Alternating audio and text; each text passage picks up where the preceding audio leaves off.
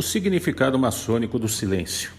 A palavra silêncio é derivada do latim silentio e significa interrupção de ruído ou estado de quem se cala. Na maçonaria, o silêncio tem um rico significado e é sobre estes significados e aspectos que nós estudaremos no podcast de hoje. Aspectos históricos do silêncio. Desde as primeiras civilizações, notadamente, as que tinham sociedades iniciáticas, o silêncio é um importante elemento cultural imposto drasticamente para salvar e guardar os seus segredos. Em quase todas, é representado por uma criança com o dedo sobre os lábios. Constitui-se uma exceção o Antigo Egito, onde existia um deus, o deus do silêncio, chamado Harpócrates, com a mesma posição já descrita. Entre os magos e sacerdotes egípcios, os iniciados assumiam um estado de silêncio total, a fim de se manter os segredos e incitá-los à meditação, regra que seria adotada por todas as sociedades iniciáticas. Buda, em 500 anos antes de Cristo, também valorizava o silêncio como condição para contemplação. Os essênios tinham como principais símbolos um triângulo contendo uma orelha e o outro contendo um olho, significado que a tudo que viam e ouviam, mas não podiam falar, por não terem boca. Dentre os mistérios gregos, encontramos o de Orfeu, que com a magia de seu canto e de sua música executada numa lira, silenciava a natureza e a tudo magnetizava. Eurípides, no verso de 470 de sua obra Os Bocantes, diz que verdadeiros são os mistérios submetidos à lei do silêncio. A palavra mistério deriva de meien, que significa boca fechada. Pitágoras criou, então, a escola itálica, e seus discípulos se distinguiam em 3 graus, sendo o primeiro o acústico, assim chamado porque era destinado aos aprendizes que só deviam ouvir e abster-se de manifestações. Para os trabalhadores de pedra, o segredo e o silêncio sobre sua arte era uma questão de sobrevivência, constituindo-se, inclusive, num salvo-conduto.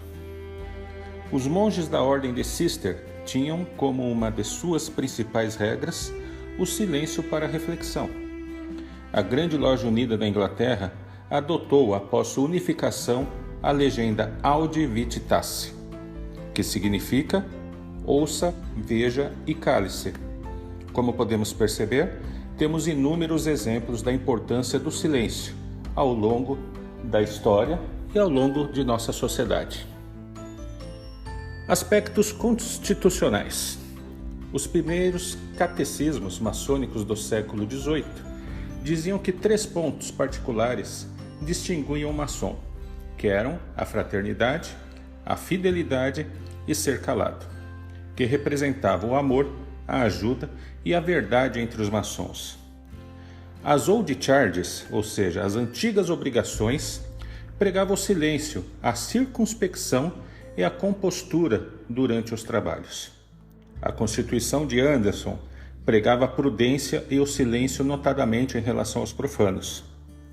Nos landmarks de Mackay, o de número 23 refere-se ao sigilo que o maçom deve conservar sobre todos os conhecimentos que lhe são transmitidos e dos trabalhos em loja, sendo que as cartas constitutivas de todas as obediências contêm referência com o mesmo sentido. O silêncio na iniciação. A lei do silêncio é a origem de todas as verdadeiras iniciações. Segundo Wright, o ensino deve ser pelo silêncio, nada de palavras, nada de escrita, que podem faltar com a verdade.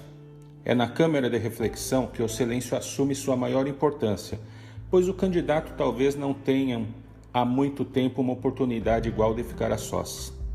Em atitude contemplativa, em meditação, para que possa ocorrer a maturação silenciosa de sua alma. Ao longo da cerimonial, durante os interrogatórios, podemos encontrar por diversas vezes pausas silenciosas, para que o candidato possa refletir sobre aquilo que acabou de ouvir. Voltaremos a deparar com o silêncio ao realizarmos a 3ª viagem, feita com o absoluto silêncio. E será ainda o mote principal do juramento que realizaremos nas iniciações. O enfoque ritualístico. Na abertura dos trabalhos, ouvimos o segundo diácono responder ao venerável mestre que deve zelar para que os irmãos mantenham-se as colunas com respeito, disciplina e ordem. Na abertura do livro da lei, ouvimos que no princípio era o Verbo, onde reinava o silêncio. No transcorrer dos trabalhos, os vigilantes anunciarão o silêncio nas colunas, o que significa democraticamente que foi concedido o direito à palavra. Por fim, encerramos a sessão jurando pelo silêncio tudo o que foi visto e falado em loja. O aspecto simbólico e filosófico é a lei iniciática do silêncio.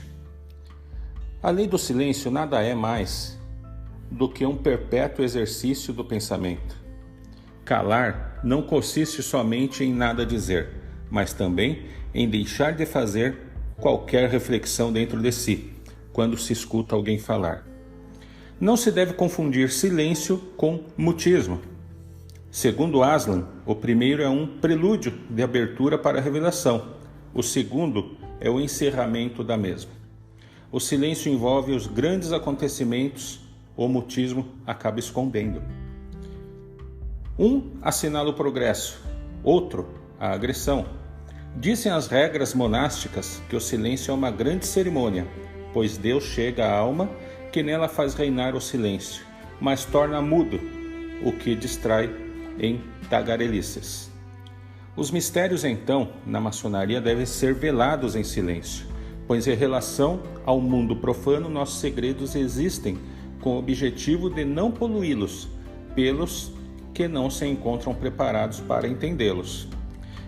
E nada mais perigoso do que a verdade mal compreendida. Somente o homem capaz de guardar silêncio será disciplinado em todos os outros aspectos do seu ser, e assim poderá entregar-se à meditação.